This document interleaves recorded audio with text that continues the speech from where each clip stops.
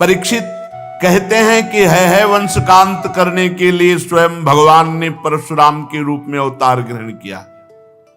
21 बार क्षत्रियों का विनाश किया पूरे विश्व के।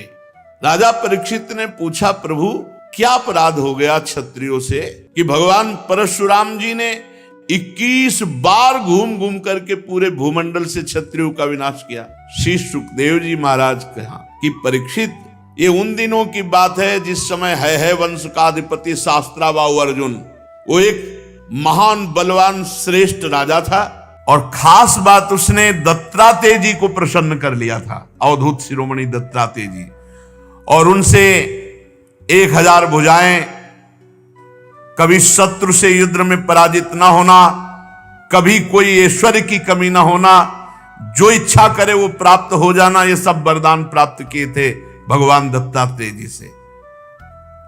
अब अबाध बल, अतुल संपत्ति, तेजस्विता, वीर, कीर्ति, शारीरिक बल, सब कुछ दत्तात्रेय जी से प्राप्त हो गया था।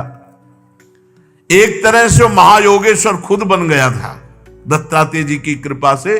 शास्त्राबाहु अर्जुन वो ऐसी सिद्धियां जान गया था कि सूक्ष्म से सूक्ष्म, स्थूल से स्थूल वो शरीर धारण कर लेता। बड़ी सिद्धियां उसकी, वो वायु की तरह कहीं भी पहुंच जाता। ऐसी सिद्धियां दत्तात्रेय जी से प्राप्त की। एक बार एक गले में वैजंती माला डालकर बहुत सी सुंदर स्त्रियों के साथ नर्मदा जी में जल विहार कर रहे थे और उधर रावण नर्मदा के किनारे दिग्विजय करते हुए अपने तंबू लगाए हुए था। 500 भुजाएं इधर, 500 भुजाएं इधर, पूरी नर्मदा के जल को रोक दिया शास्त्राबाहु अर्जुन ने। रावण का शिविर डूबने लगा उधर। तो रावण ने पूछा, बिना वर्षा के कैसे बाढ़ आ गई उल्टा?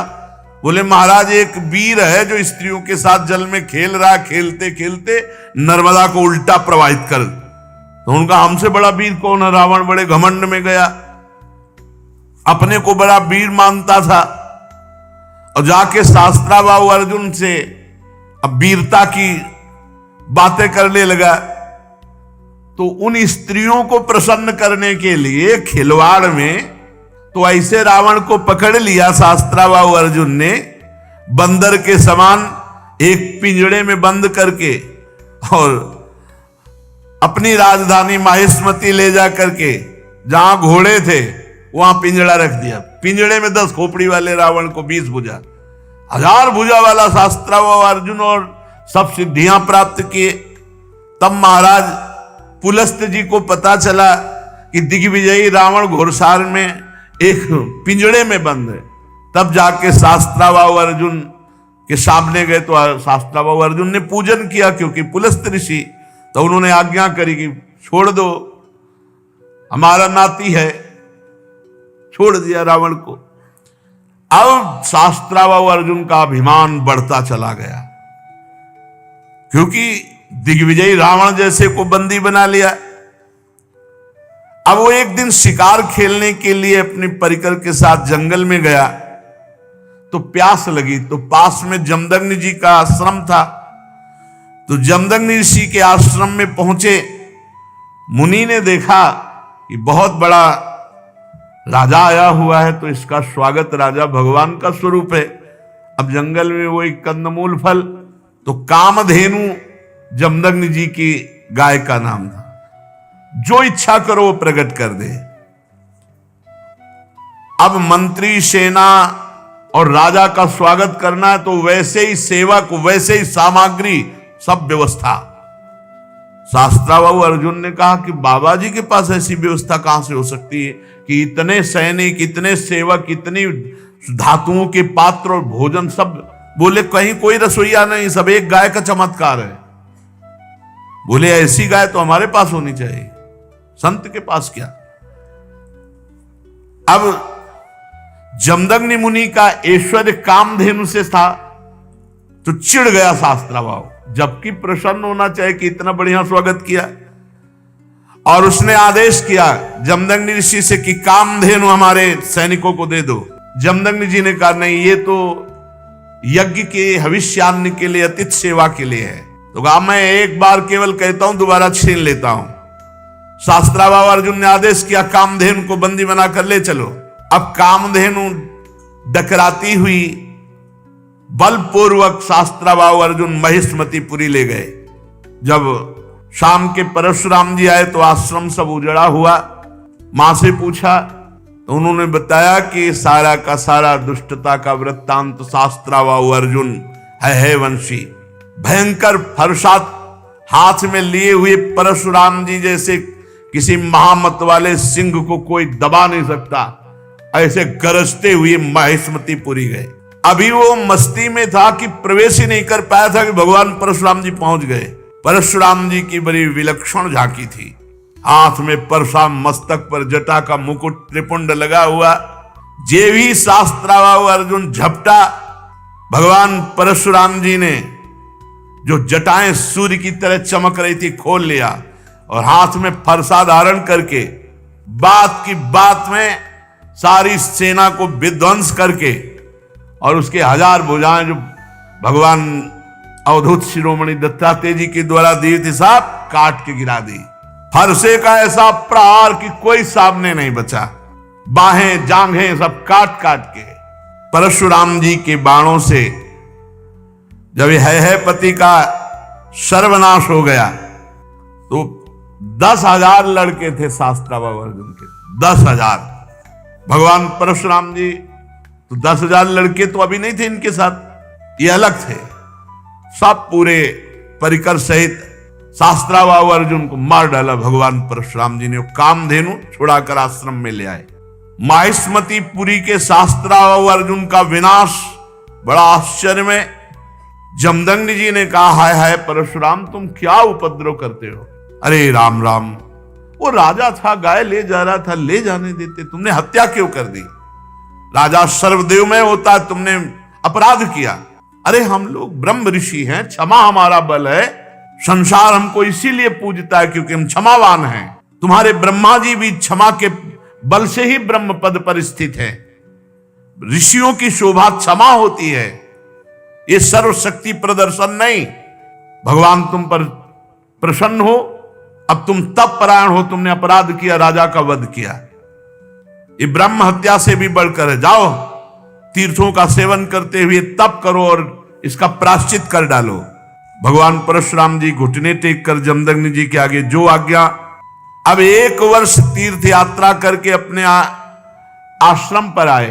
परशुराम जी की माता रेणुका गंगा तट पर संध्या के लिए गंगा जल आदि लेने गई थी।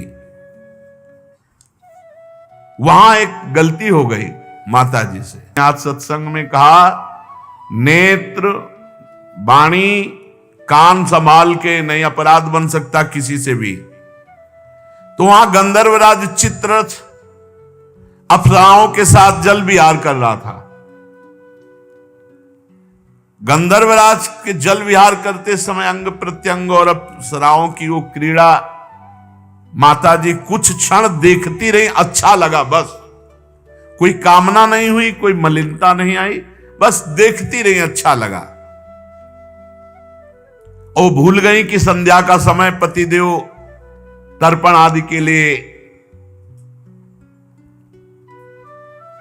इसमें लिखा हुआ है कि उनका मन गंधर्वराजम क्रीडंतम मत्सरोभिर पश्यत,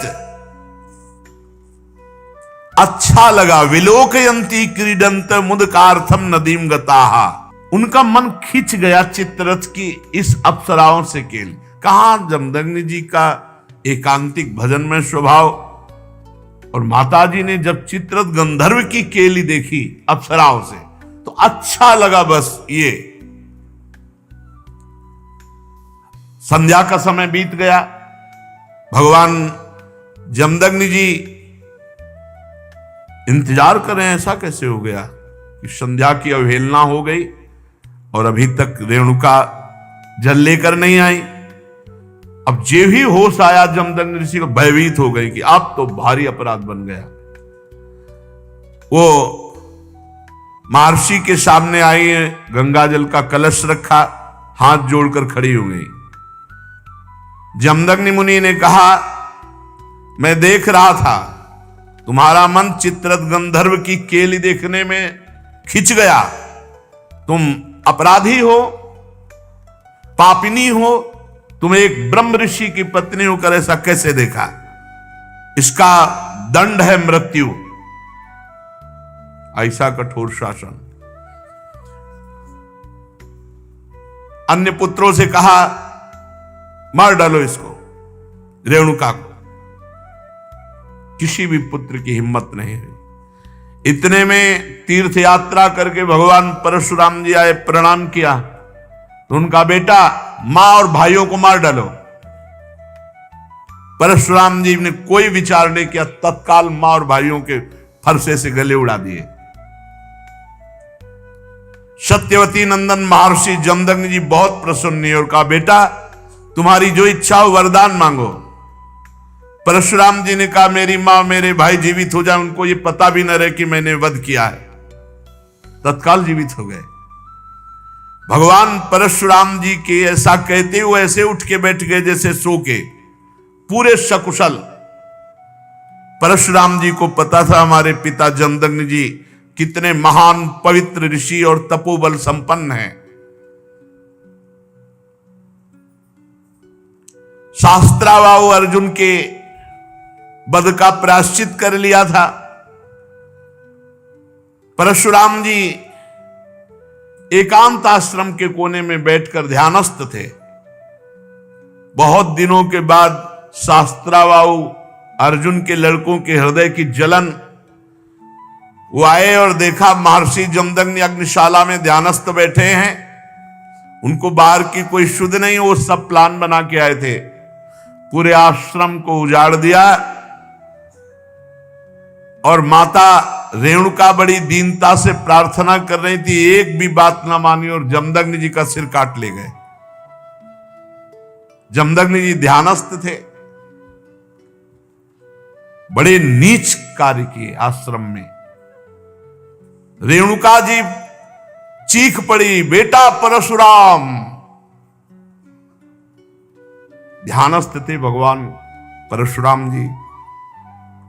उनका मां का करुण क्रंदन, भागे फरसा लेकर।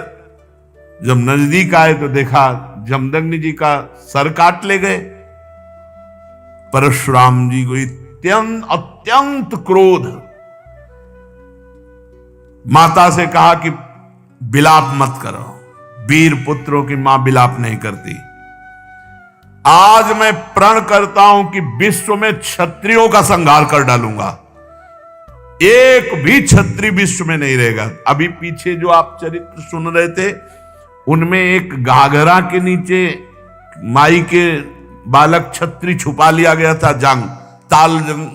वो क्या उनका नाम विस्मरण हो रहा, जंघा में के पास छुपा लिया था, वही केवल बचा था। उसी से क्षत्रिय वंश चला, पीछे चर्चा में भी आया था।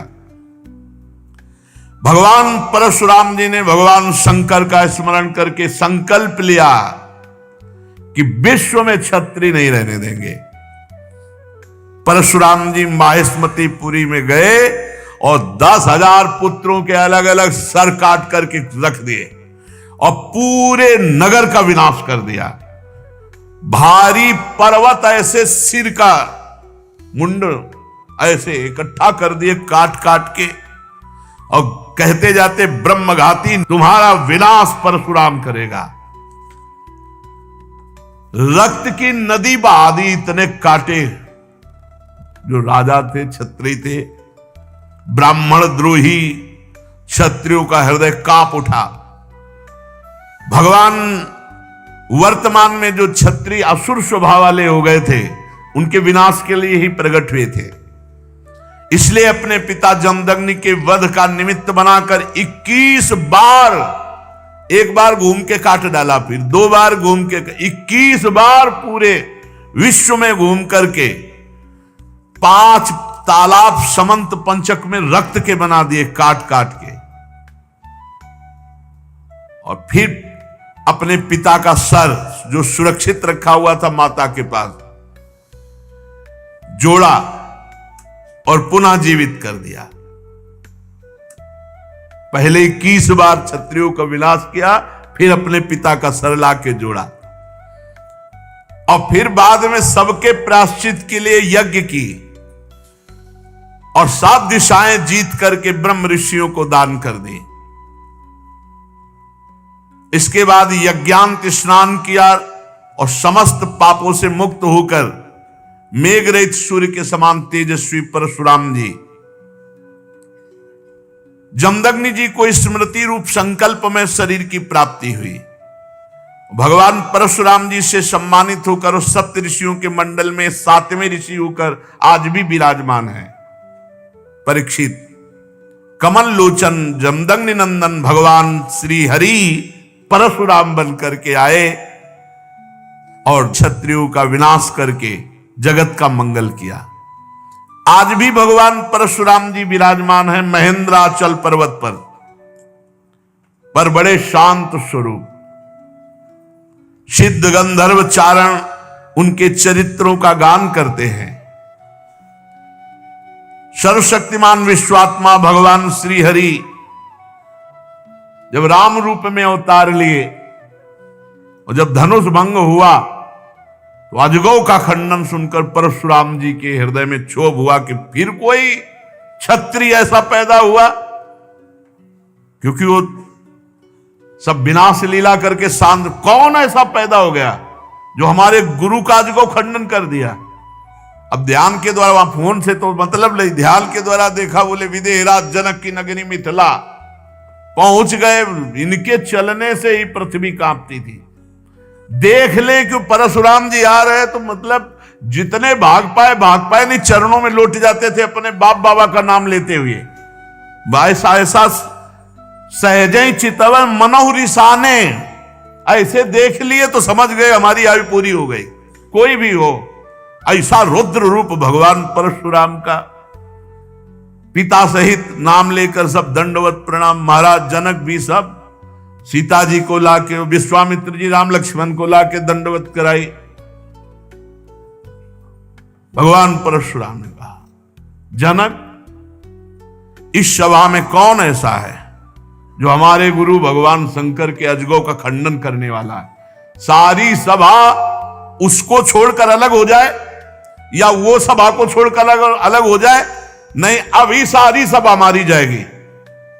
अब तो कोई उनके ये थोड़ी था कि केवल भाषण ही दे रहे हो। उन्होंने 21 बार क्षत्रियों का, पूरी जनकपुरी में हाहाकार मच गया।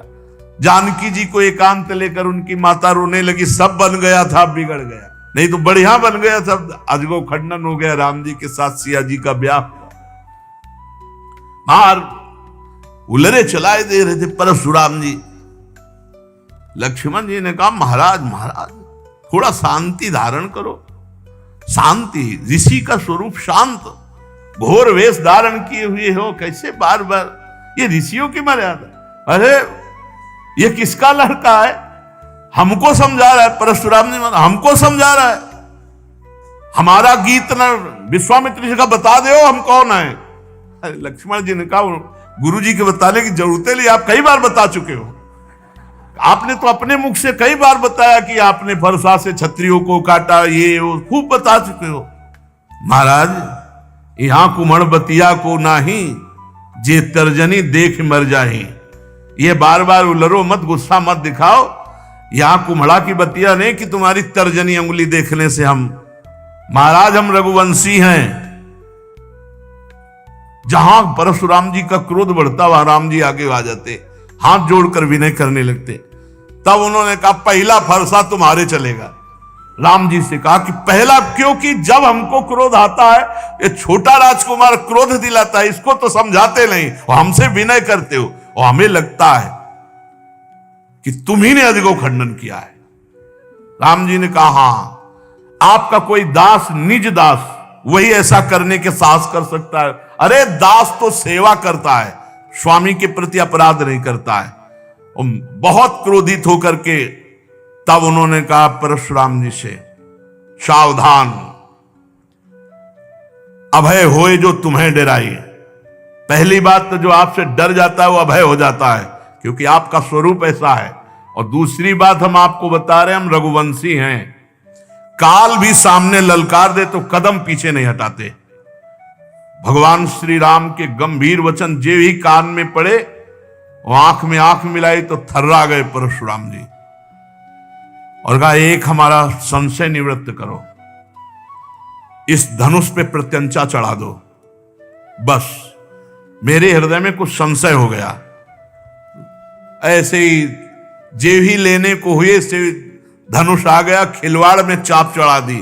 तो उनका भगवान श्री हरि के सारंग धनुष पर चाप केवल श्री हरि चढ़ा सकते हैं। आप श्री हरि हैं, आप हमारे भगवान हैं और भगवान के चरणों में झुके। और उस दिन जो चाप चढ़ा तो भगवान श्री राम ने कहा, आपकी आयु को नष्ट कर दे या आपके तप को नष्ट कर दे, क्योंकि बाण व्यर्थ नहीं जाएगा। तो उनका, प्रभु हम तो आपके आश्रित हैं, तप को नष्ट कर दीजिए जिसे हम पुनः कर सकते हैं, लेकिन आयु और अंतर्ध्यान शक्ति आदि को नाश मत कीजिए। भगवान ने परशुराम जी के तप को लक्ष्य बनाकर बेधा। उस दिन से आज भी शांत स्वभाव से बिना किसी को मारे काटे भगवान महेंद्राचल पर्वत पर विराजमान है। अगर आपको यह वीडियो पसंद आई हो तो इस वीडियो को लाइक करें और मेरे चैनल को सब्सक्राइब करें। आगे आने वाले समय में ऐसी ही और भी वीडियोस में अपलोड करूंगा। अपना कीमती समय देने के लिए धन्यवाद।